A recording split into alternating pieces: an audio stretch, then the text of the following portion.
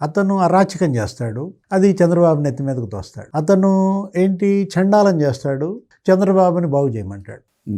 మొదటి నుంచి అతను నైజం అదే. ఇప్పుడేది తను మనం ఆ హత్య, వివేక హత్య వాళ్ళు చేసి చంద్రబాబు చేతిలో గొడ్డలు పెట్టి కల్తీ నెయ్యి ఇప్పుడు జరుగుతున్నది.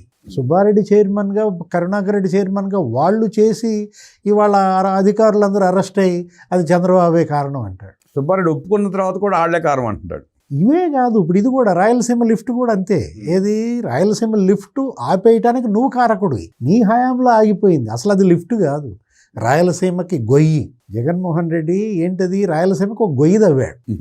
950 కోట్లు ఖర్చు పెట్టాడు ఆ గొయ్యి తవ్వడానికి కూడా, మట్టి పనులకి. ఏబి వెంకటేశ్వరరావు ఈ బ్యాచ్ అంతా వెళ్ళింది మొన్న చూడటానికి. లక్ష్మీనారాయణ, తుంగా లక్ష్మీనారాయణ, నల్లమో చక్రవర్తి, ఏంటి అసలు ఈ లిఫ్ట్, దీని కథ పరిశీలిద్దామని వెళ్తే వాళ్ళకి అక్కడ ఏమీ కనపడదు. వాళ్ళు ప్రెస్ మీట్ పెట్టి మాట్లాడారు. ఏది అది అక్కడ ఏమీ లేదు, గొయ్యి ఉంది, ఆ గొయ్యే నేను కట్టాను అంటున్నాడు అతను. ఆ గొయ్యి అది కూడా మరి పెద్దిరెడ్డి రామచంద్రారెడ్డి కాంట్రాక్ట్ ఏమో.